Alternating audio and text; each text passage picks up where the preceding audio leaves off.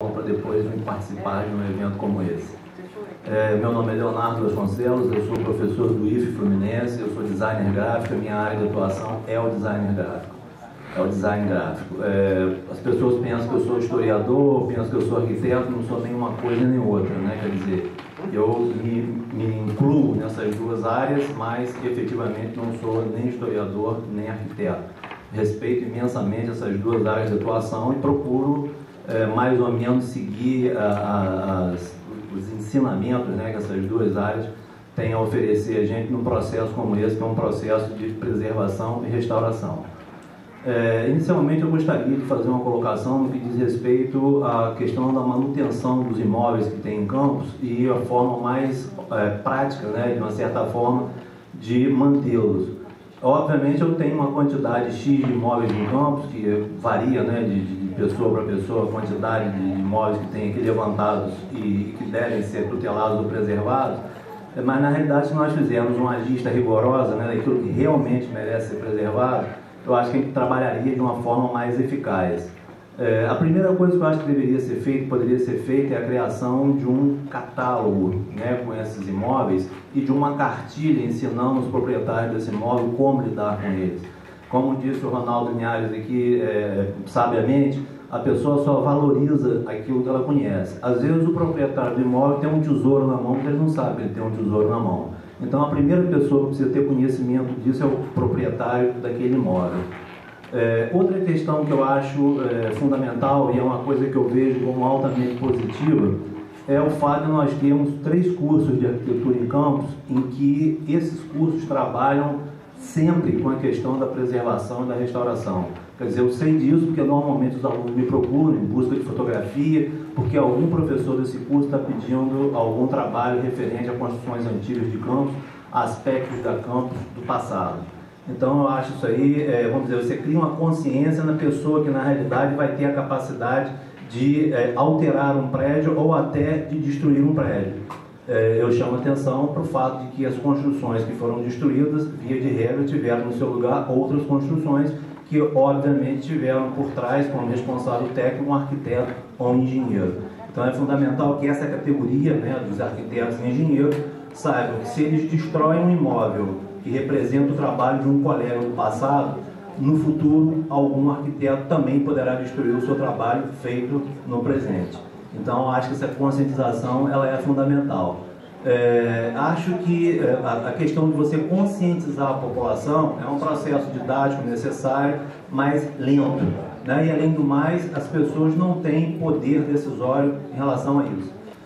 Eu diria, por exemplo, que o nível de consciência da população em relação à questão da importância da preservação do patrimônio arquitetônico, histórico, de uma maneira geral, ela é muito grande. Quer dizer, antes, para você falar desse assunto, você conseguia uma breve nota num jornal, e hoje em dia nós temos a imprensa, de uma maneira geral, seja ela escrita, eletrônica, televisada, toda a imprensa ela cobre com constância qualquer problema ligado à questão do patrimônio. Então, quer dizer, a imprensa ela é um braço forte e articulado dessa luta que nós temos em relação à preservação do bem.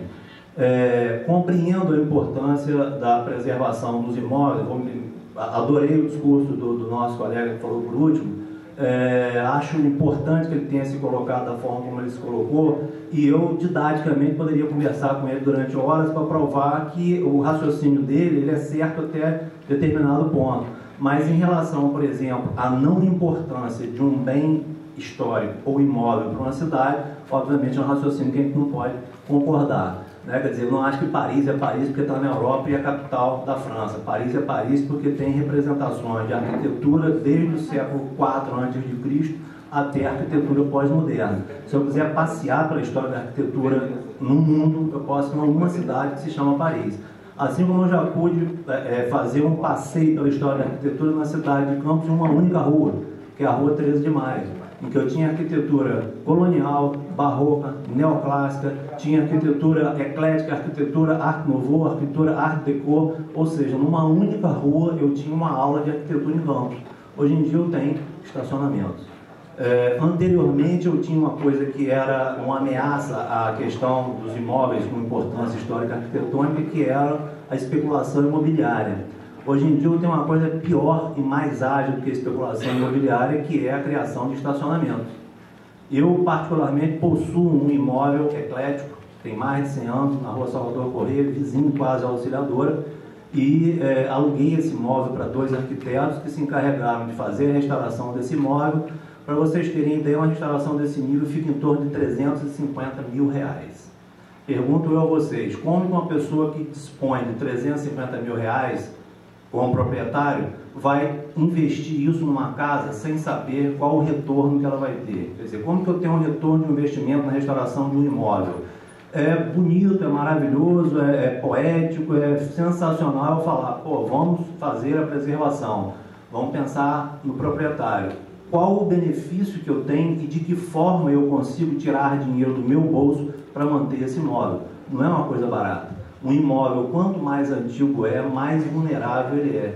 O aspecto construtivo dele é específico, ele não tem concreto armado na sua estrutura, não tem ferro na sua estrutura, o telhado dele é feito de telha colonial, que é uma telha irregular, que obviamente com o tempo de vida que tem já está diminuindo, já está quebrada, ou seja, é um processo, é um trabalho hercúleo, né? Você tentar manter um imóvel antigo, principalmente com recurso que é necessário para conseguir isso.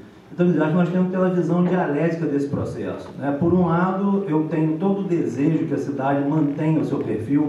Eu quero chegar e olhar um postal de Campos em que eu vou ver o fórum, que atualmente não é mais fórum, é a Câmara Municipal, e entender que a cidade de Campos é aquela. Vou querer ver um postal com a Vila Maria e entender que a cidade de Campos é aquela. Vou querer ver um postal com o Liceu e entender que a cidade de Campos é aquela. Ao contrário do meu colega, né, que me antecedeu falando, se eu destruir esses prédios, eu não estou na cidade de Campos, eu estou em qualquer cidade. Se eu olhar uma cidade por cima, ela é idêntica. Ela é formada por um rio, né, que é fundamental para que ela exista, ruas e casas. Se eu não tiver nas casas o diferencial de cada cidade, qualquer cidade é uma cidade. Raríssimas são as cidades como o Rio de Janeiro, por exemplo, que tem uma topografia específica e graças a isso, mesmo de cima, eu reconheço o Rio de Janeiro como reconheço o Nápoles na Itália, por exemplo. Não é o caso da maioria absoluta das cidades. Então, eu tenho que ter os imóveis para poder reconhecer aquela cidade. Então, eu só vou reconhecer Campos através de seus imóveis. A velocidade com que a destruição desses imóveis está acontecendo é assustadora. Se nós não tivermos uma medida que coíba essa destruição acelerada, nós vamos ver esse processo acontecendo com regularidade. O proprietário do imóvel, né, em questão que está nos trazendo aqui, óbvio que ele não ficou preocupado em demolir o imóvel, porque ele sabe que a sanção sobre ele é mínima. A legislação vigente não vai amedrontá-lo com uma multa de 20 mil, de 25 mil. Se ele vai construir ali um estacionamento, em menos de um mês ele tira esse dinheiro. Hoje em dia, uma pessoa que tem um estacionamento em campo está tirando miseravelmente 30 mil reais por mês. Nós não sabemos esse dinheiro para onde vai, não sabemos que imposto ele paga. E outra coisa que eu deixaria aqui como sugestão: por favor, vamos dificultar a ação dos estacionamentos, obrigando os proprietários a urbanizar o estacionamento. Barro, uma entrada que não é sinalizada, você não tem nenhum tipo de resguardo naquele estacionamento, você não tem uma cabine de entrada e de saída. Aquilo é a coisa mais favelizante que uma cidade pode ter. E como nós temos isso presente em qualquer lugar da cidade, na região central, nos bairros periféricos, nos bairros residenciais, quer dizer, a prefeitura precisa normatizar esse processo, até como uma forma de desestimular a destruição de um imóvel antigo para construção, entre aspas, de um estacionamento. Então, quer dizer, eu acho que a conscientização que a gente busca aqui, né, que fez parte do discurso de todo mundo, ela é importante, mas eu acho que a gente tem que ter medidas coercitivas, né? Por exemplo, a minha proposta pessoal seria: esse terreno que foi criado, né, que era uma construção colonial, foi transformada num terreno, sabe-se lá se vai ser um estacionamento, se vai ser um prédio, eu proporia que esse prédio fosse desapropriado pela prefeitura e no seu lugar criado uma praça, criado um jardim. Quer dizer, eu acho que só o desestímulo através de um exemplo é que nós vamos conseguir evitar que outros façam da mesma forma, entendeu? Então, eu acho que a gente tem que partir para esse tipo de raciocínio e, por exemplo, no caso da casa que me pertence, quando eu digo às pessoas o valor que foi gasto na restauração dessa casa, as pessoas já disseram claramente: pô, você é um otário, se você tivesse destruído a casa, transformado no estacionamento, só o auxiliador garantiria o recurso mensal que você vai ter ali. Porque, obviamente, você passa ao redor do IZ-Center, principalmente à noite, aquilo ali está lotado de carro. Então, quer dizer, a conscientização da população, ela é importante, mas eu acho que a gente tem uma medida mais imediata, que é conscientizar o proprietário do imóvel. O proprietário do imóvel tem que saber o que é importante na casa dele, por que ele deve preservar, qual é a legislação que existe, né, em vigor ou não, em relação àquilo que ele pretende fazer, se é possível ele fazer ou não, e principalmente o que é oferecido a ele para ele manter aquele imóvel que é de interesse coletivo. Quer dizer, quem vai me dar o dinheiro para poder manter aquele imóvel? Nem uma pessoa que tem um imóvel em ótimo estado, conservado aqui em Campos, nem receber o valor integral do IPTU, né, nem ter a isenção integral do IPTU, essa pessoa tem. Então, quer dizer, eu tenho muitas coisas contrárias e poucas coisas favoráveis para poder colocar na balança. De sã consciência, eu, como proprietário de um imóvel antigo, acho muito mais atraente demolir o imóvel do que conservar o imóvel. O que nós temos que conseguir produzir o que é possível fazer para que um proprietário de imóvel não se considere uma pessoa penalizada, e sim uma pessoa beneficiada. Quer dizer, tem que existir algum tipo de mecanismo que permita isso. Então, quer dizer, eu acho que a gente sai daqui hoje com essa sensação, né, de que alguma coisa precisa ser feita urgentemente. Não existe mais espaço de tempo para poder pensar em nada. Se não acontecer nada coercitivo em relação a essa casa que foi demolida, outras tantas serão demolidas num curto espaço de tempo, principalmente agora no período de férias e principalmente nos finais de semana no período de férias. Nós vamos cansar de ver caminhão em moto niveladora botando casa abaixo e enchendo o caminhão de entulho.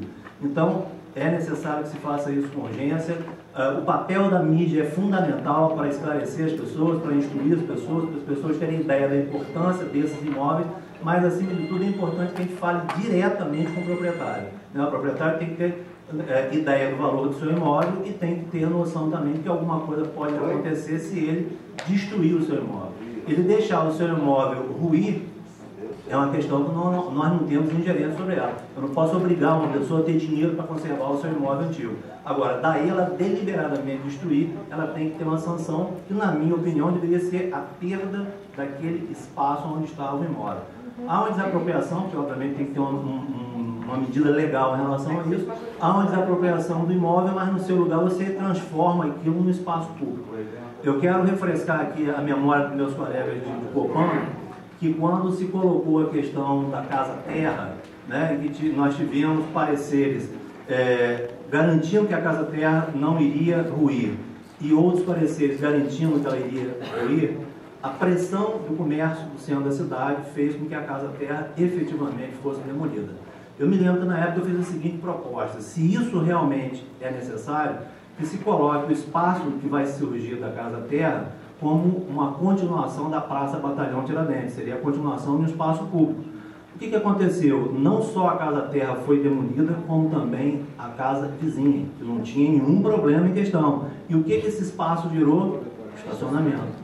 Então a moeda de troca em Campos hoje é estacionamento. Gostaria de colocar também uma outra parte que eu acho que é uma derrota gigantesca do Copan, embora eu reconheça que o Copan não tenha meios para evitar determinadas coisas. Nós temos um prédio importantíssimo em Campos, que é a Beneficência Portuguesa. Um prédio em estilo neoclássico, um prédio de 1872, ou seja, ele é um prédio neoclássico de época. Não é como o Fórum, por exemplo, que é um neoclássico tardio. Então, ele é um neoclássico de época. Quando houve a solicitação de que se fizesse um anexo, um prédio de 8 andares ao lado do Fórum, eu me lembro que eu e outros conselheiros fomos frontalmente contra. É um absurdo. Se aquele prédio tivesse tombado, um simples item do tombamento, que é a questão da preservação do entorno, garantiria a não construção desse prédio. Como o prédio não é tombado, eles solicitaram a construção ao lado. Eu, como conheço bem a Beneficência, né, eu fui criado ali próximo, já frequentei, eu sou sócio da Beneficência, costumo dizer, eu tenho uma carteirinha de sócio da Beneficência, sou sócio proprietário da Beneficência. Então, o que acontece? A Beneficência tem um terreno enorme voltado para a Rua Bento Pereira, em que ela poderia construir esse prédio voltado para a Rua Bento Pereira. Eles não puderam construir ou não quiseram construir lá, porque aquela área que eles usam para secar roupa. Então, quer dizer, eu acho que é um argumento muito vazio, muito vago, para você empanar o brilho de um prédio tão importante, uma beneficência, construindo do seu lado um anexo de 8 andares que não está afastado nem, acho que nem 20 metros do prédio principal. Então, 11 metros. Então, o que acontece? A gente, eu, para ser sincero aqui, né, eu vim aqui hoje com o intuito de pedir o meu desligamento do Copan por uma razão muito simples, pela minha sensação de impotência em relação ao que está acontecendo.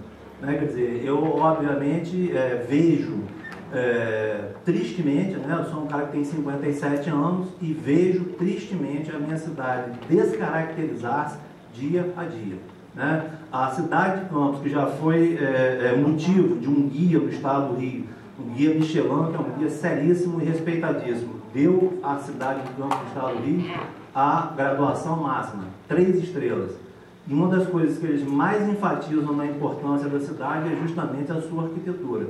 Eu posso imaginar que se o guia Michelin viesse a Campos hoje, nós não teríamos mais 3 estrelas, por razões óbvias. Então, quer dizer, eu acho que ou a gente faz alguma coisa, né, quer dizer, para eu não me sentir impotente em relação a isso, ou nós temos o braço da lei do nosso lado nos ajudando a manter o que ainda existe, ou realmente eu vou ser obrigado a reconhecer a minha impotência e assistir, infelizmente, o que está acontecendo. Tá? Então, agradeço a todos pela atenção.